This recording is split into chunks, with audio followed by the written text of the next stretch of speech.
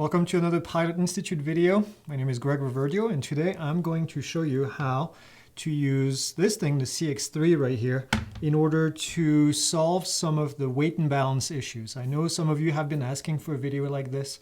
At first, I'm not gonna lie, at first when I started using the CX3 for weight and balance, I thought it was too confusing for students. And then I thought about it again, and then I kept using it, and then I figured out, hey, you know what? If you want to use it, if you think it's easier, then let's do a video. So here we're going to go and go into the weight and balance section. You have probably when you turn it on, you'll be into the FLT mode right here. If you push WB right here, then you will get to the weight balance section. Now, we have a weight and balance, we have a weight shift formula, and then we have a percentage of max. So let's get into this. I have 4 questions that I want to go over, and from these questions, you basically should be able to answer all of the other questions. So let's get started. All right, so the first question is right here. And with this first question, I want to keep it simple. I wanted to give you something that doesn't have a figure. I just want you to figure out exactly how that function in here works and how we're going to do the actual math. If you've taken the course, our Private Pilot Made Easy course, you know that I ask you to draw a column and draw 3 different columns and then start to fill out the information in here. Now we're going to do this from this right here. You notice on this desk right here, I've got nothing but the CX3, and that's really all you need. So if you want a piece of paper to take notes, feel free to do this, but you should be able to do all of this without actually needing a piece of paper. So let's get to it right here. We're going to start with our, like I said, we're going to push on WB to get to the weight balance section. And once we're in the weight and balance section, what we're going to do is we're going to tap weight and balance, which is the first one right here. All right. The first thing you need to fill out, now you notice there's some information in here because, well, I've been playing with this. The first thing that you have is the RF, and the RF is this number that is going to be the multiplier for the moment. If you've taken some of these questions already on the FAA practice exam, you know that there is sometimes a over 100 or over 1,000.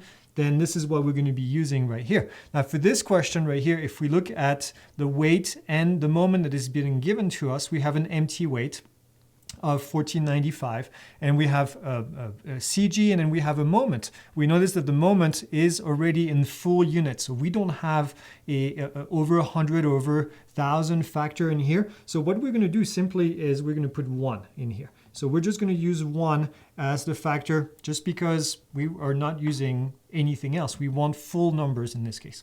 So the first thing that we're going to do, we're going to enter the basic empty weight of the aircraft. Let's go right here, and I'm going to actually, you notice that there's a few items right here. I'm going to remove them so we can start fresh. We can start with just item number 1 right here. So item number 1, the weight of item number 1 is 1,495. I'm going to press enter. Now from here, the next thing that we're going to do is we have 2 options because we're given the CG of the aircraft, 101.4, and we're also given the moment. We can enter either or into the system. Now let's verify. We're going to put the CG because it's a little bit easier, 101.4 in here. I'm going to press enter.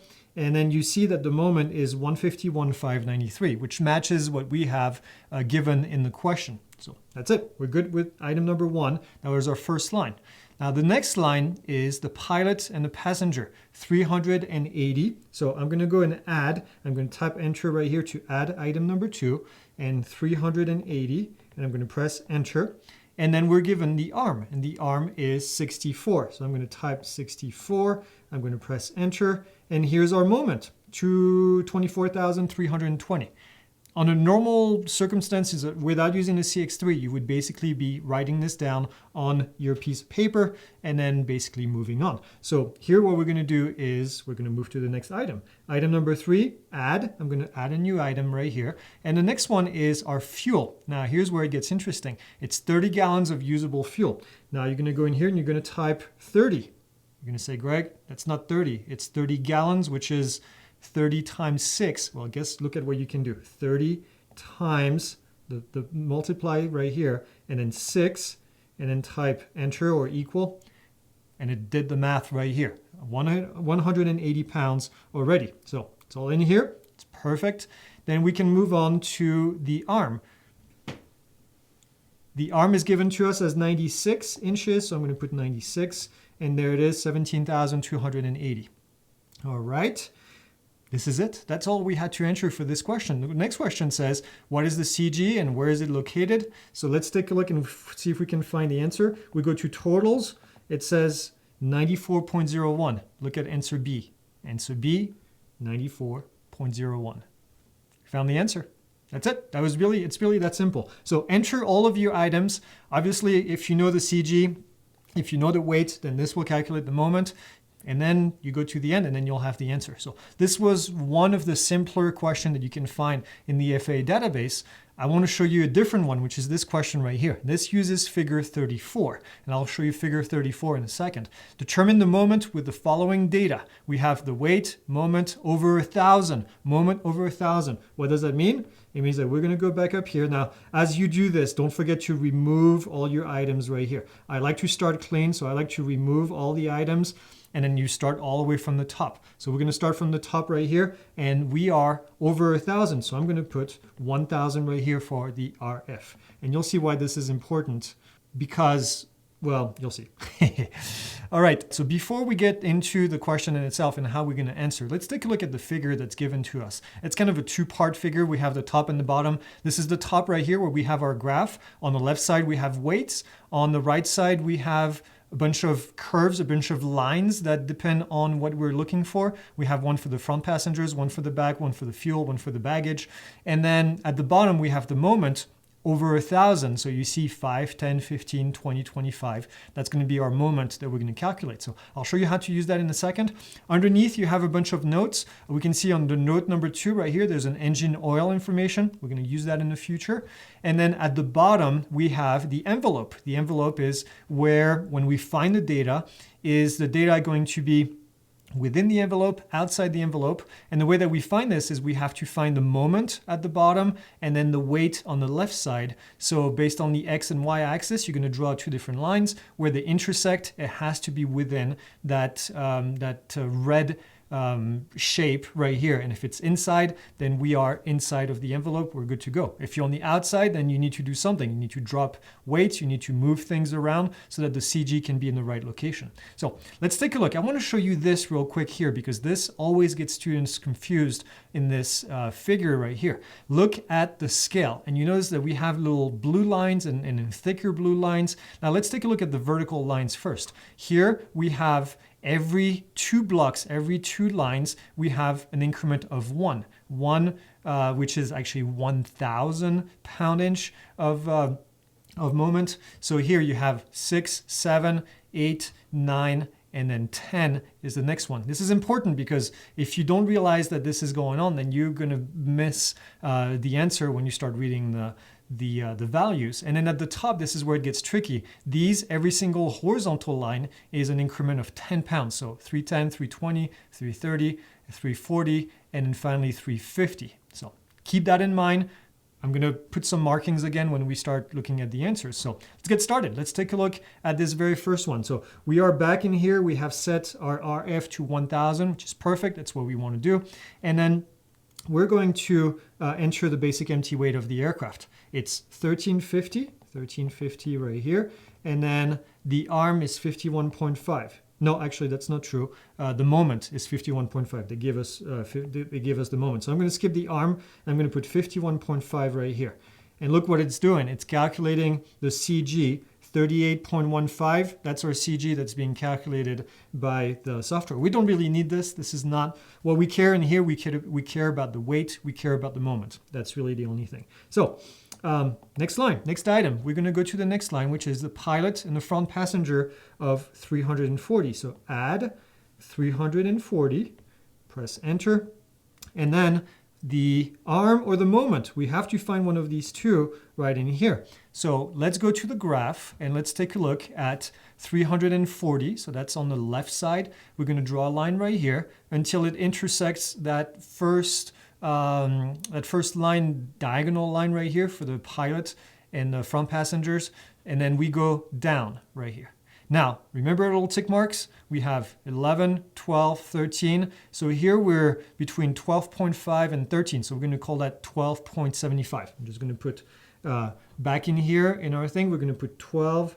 0.75 for the moment. And this, remember, this is still the same unit. We're over 1,000, so all we have to enter is what's in the graph. The computer knows the rest. So there we go. Item number 3, it says fuel standard tank, and then it doesn't give us the capacity, but we're going to figure that out. So what we're going to do is go to the graph again, and when we're in the graph right here, let's take a look on the bottom right side of that figure. What do we see? We see maximum usable fuel, and then we have one little asterisk, one little star right here, which is standard tanks. And then if you go on the graph in itself for the fuel line, you see right here, standard tank is that first one, which is 38 gallons. 38 gallons. If we drop down, what we see is we are right between 11 and 11.5. So we're going to call that 11 and a quarter. Okay, 11 and a quarter. So let's go back. We're going to do 11 and a quarter. So I'm going to add item number 3. 11, before I forget, 11 and a quarter for the moment. And I'm going to go back to the weight. The weight was 38 gallons. So 38 times 6. 228, 11.5, there you go. Okay, it gave us our arm correctly right here. The next line, next ticket item is the oil. Oil is 8 quarts. So you're going to go right here and you're going to add 8. And you're going to get it wrong because it's 8 quarts, not 8 pounds. So we have to go back to this figure right here. And this figure is telling us what? 8 quarts, you see right in here, it says 8 quarts, 15 pounds, negative 0.2 moment. So let's go back into our E6B. 8 pounds is 15, 8 quarts is 15 pounds. I'm going to enter 15 pounds. I'm going to do minus, so I'm going to do 0.2, and I'm going to hit the plus or minus sign right here at the bottom. You see that? That gives us a negative number, negative 0.2. I'm going to press enter, and there you go. We're all set. So now, let's look at the answers. We have answer A, B, and C, and let's see if we actually found the correct answer. 75.3, is that an answer? 75.4.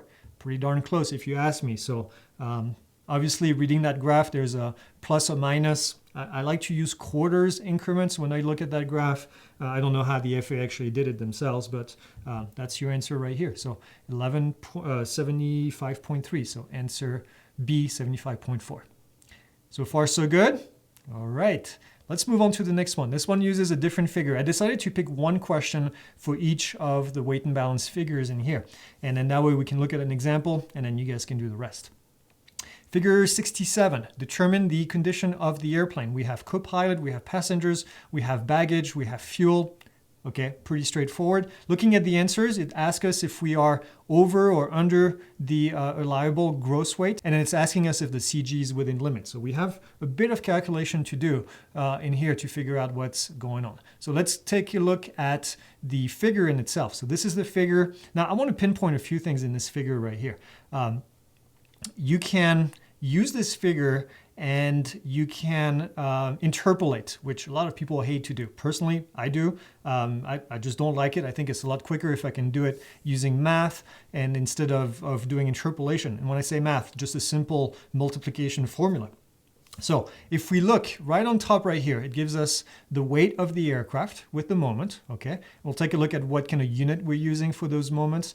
And then we have right here, look at the top. It says arm, and then here it says arm, and here it says arm.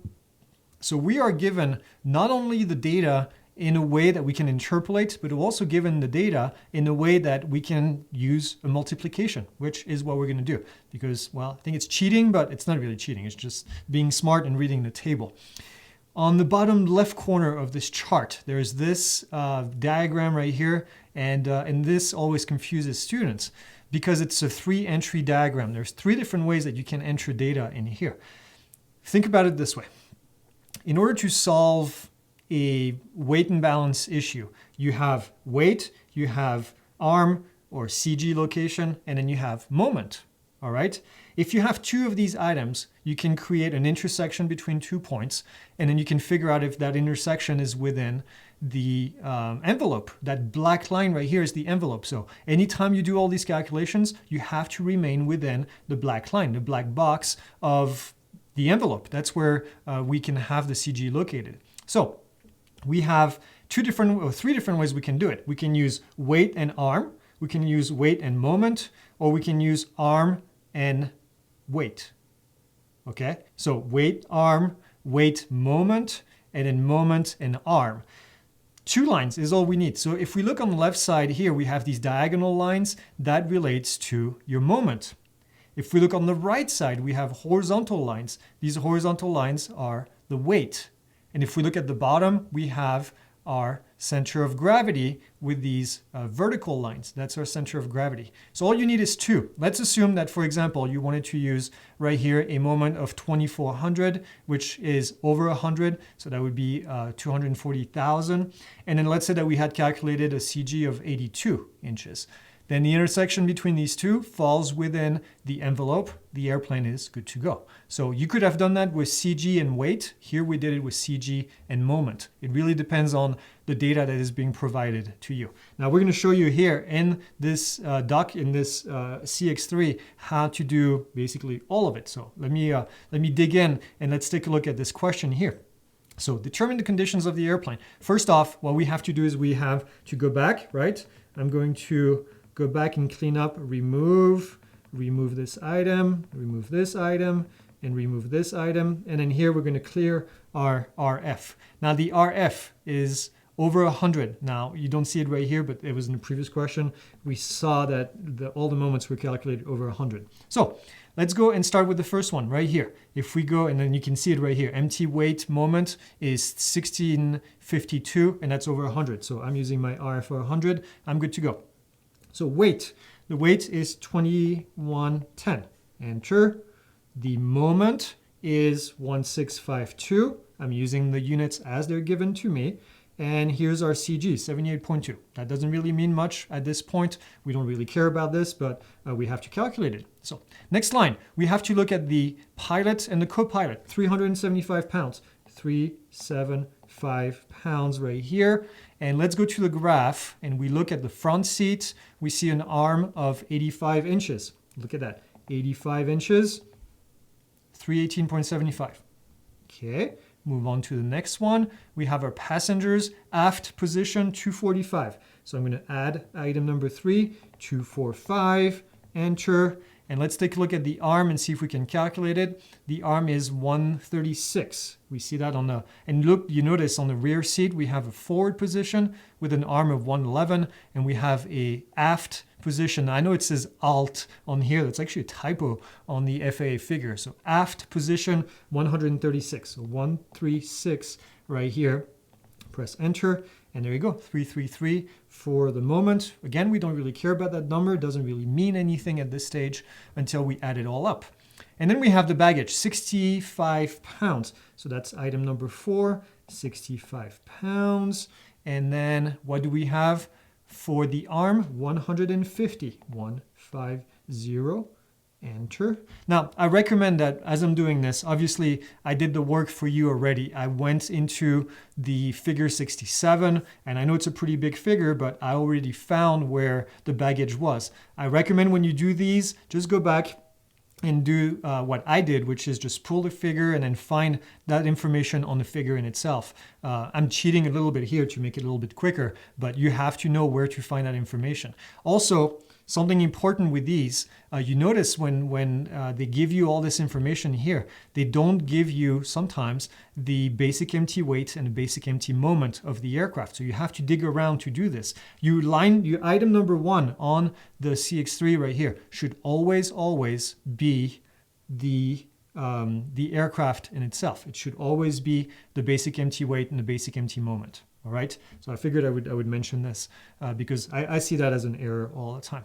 And then the next thing is we have our fuel, and I'm going to go to item number 5, 70 gallon, 70 times 6 pounds per gallon, 420. And then if we look right here, we see that the arm is 75 inches. So 75 inches, there you go, 315. I want to mention something.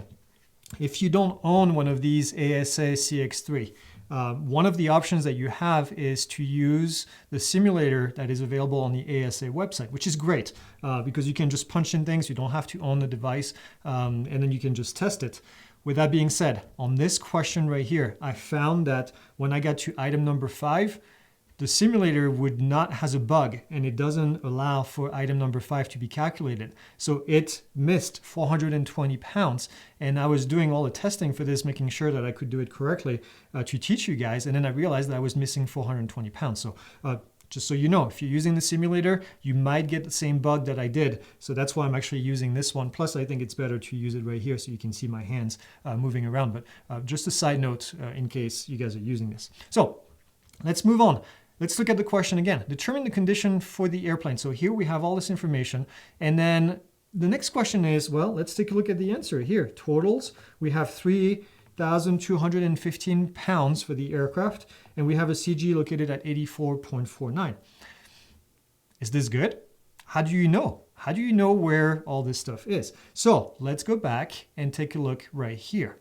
So if we take a look right here, what do we see? We see that the envelope on the blue graph on the left side, the envelope tops at what value? It tops right here at 3,400 pounds. 3,400 pounds, okay? So, and then we see that our CG would be at 84.49, which is right. So let's think about this. 3215, we're going to draw our line right here, 3215 and 84.49. So let's draw these two lines, and we find that we are within the envelope at this stage. So let's take a look back at the answers. 185 pounds under the allowable weight. Let's see and make sure that this is good. Look, what you can do right here, you can go to calc. So 3215, remember that number, 3215. We knew 3,400 was the max minus 3215, and we type enter.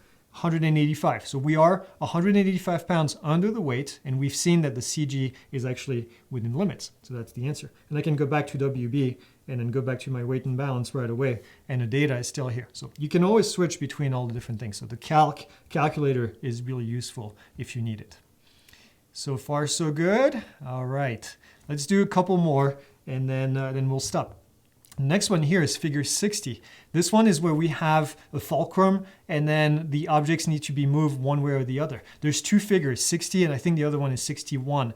The CX3 is only valid for figure 60. All the questions I saw with figure 61 just don't work. You can't work them, or I haven't figured how to work them. And if you do, please let me know in the comments that it's possible. But I looked at it several ways, and you can't use the CX3, and you can't use it simply, I should say. You can use the calculator function to do it, but otherwise it just doesn't work. So anyway, let's go to this one. So it says, how should the 500-pound weight be shifted to balance the plank on the fulcrum? And we have options, 1 inch to the left, 1 inch to the right, 4.5 inch to the right. So let's take a look at this. Let's take a look at this diagram right here. What we see is, first off, this is the 500-pound weight right here. And we notice that this weight right here is located at 15 inches. So the question is, really, where it says 15 inches right here, that should become our X, that should become our unknown. What is this value going to be when the fulcrum is balanced? In order to answer this question, there's really only one way to do it. All the moment generated on the left side of the fulcrum have to be equal to all the moments generated on the right side of the fulcrum. You guys agree with that statement? If we want to be in balance, all the moments on the left side need to be equal to all the moments on the right side. If you're in our course, you know that I have you draw a line right here, calculate the 2 on each side, and then do basic equation. 500 times x equals, and then we basically do all the different moments on the right side as well. And then we find that x is equal to, well, you'll see the answer in a minute. So I'm going to show you how to do this in here, which is, it takes a little bit more brain power because you really need to understand that all the moments on the right side need to be equal to all the moments on the left side. Now, we don't know what the moments on the left side are going to be, right? This is what we need to find out. So my question to you to answer this question is, what are all the moments located on the right side of the fulcrum? For those of you that are not familiar with what fulcrum means, it's that little red triangle right here on which the beam is balanced. So we have 2 items on the right side, and it might sound weird, but in this question we have 2 items. We have an item that is right here, which is the 250-pound weight. And then we have the plank in itself, which has a weight. And you notice that the CG of the plank that's holding everything is off center. It's not directly under the fulcrum. So we need to take that into account. So on the right side of the fulcrum, we have two things. We have the 250-pound weight that's located 20 inches away from the fulcrum. And then we have the 200-pound plank that's located 15 inches from the fulcrum. So let's go in here. I'm going to show you the little magic right here. We're going to remove our items, remove our items, remove our items, and go right here and get started. Now, what's the RF here? I'm just going to use 1. We're not using a figure or anything. I want absolute numbers. I want the actual answer. Let's start with the first one, the 250-pound weight. 250-pound weight, and it's located 20 inches. So that's going to be a moment of 5,000.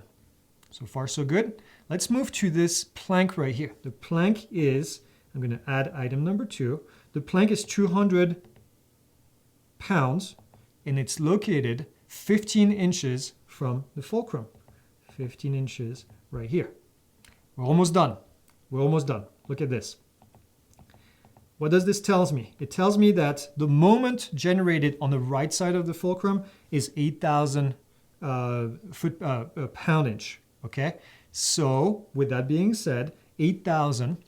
If we have a weight of 500 pounds on the other side, then how far does that 500-pound need to be in order to generate 8,000 of moment? You guys see what I did?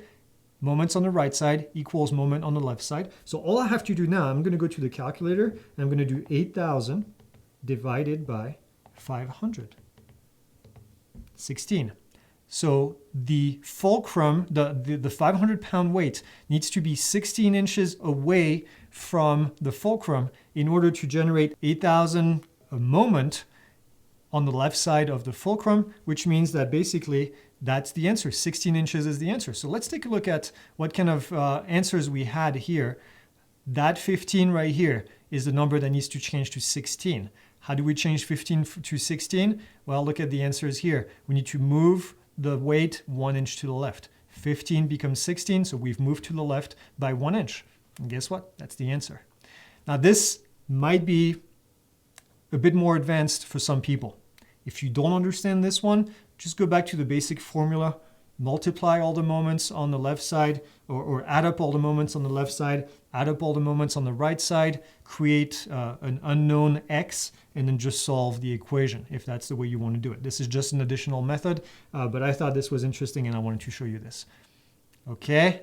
All right, if you get confused with this one, again, not that big of a deal. This is figure 61, and I could not find a way to solve the questions using the CX3 for this figure right here. So I'm going to skip this one, but I wanted to show it to you. If you see this one, just do the math, and then you'll be fine.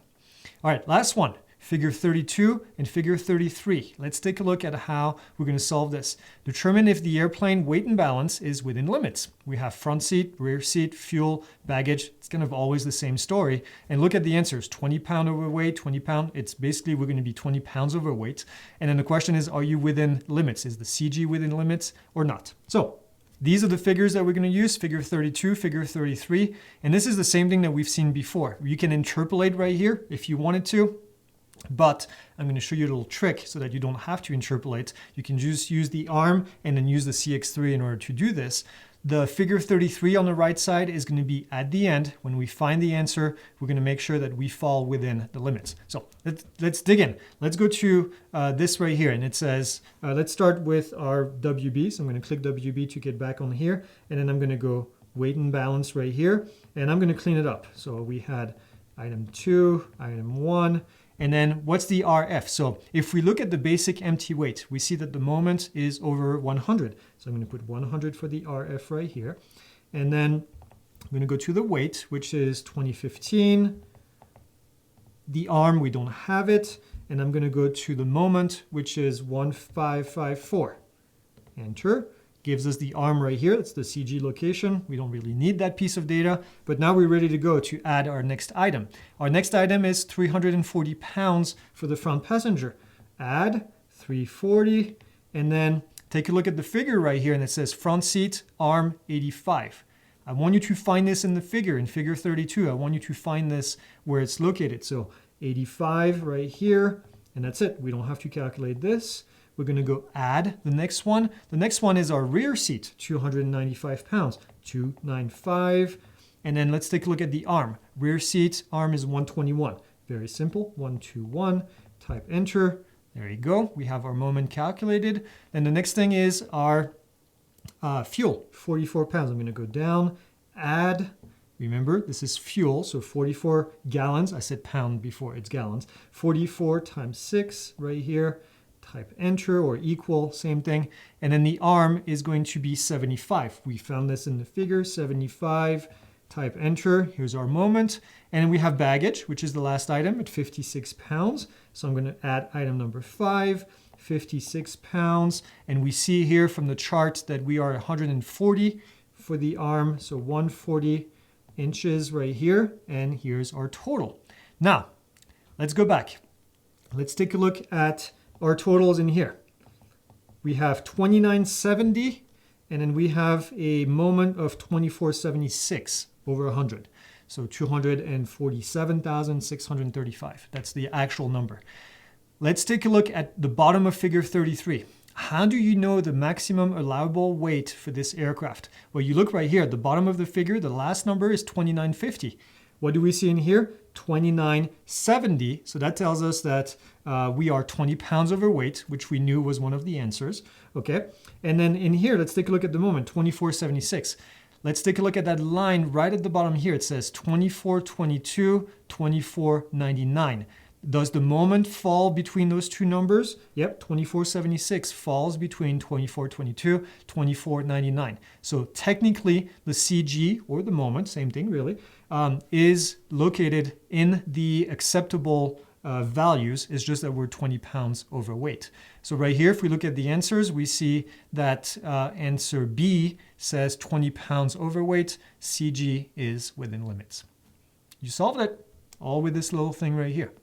So again, like I said, I'm done right now. These are the 4 different figures that I've seen in the FAA test database of questions. This is how you're going to solve these. There's plenty more questions in here. You can practice. You can use the skills that I just gave you in order to do this. And I wish you good luck. So this is it. I'm going to sign off. And good luck with your exam.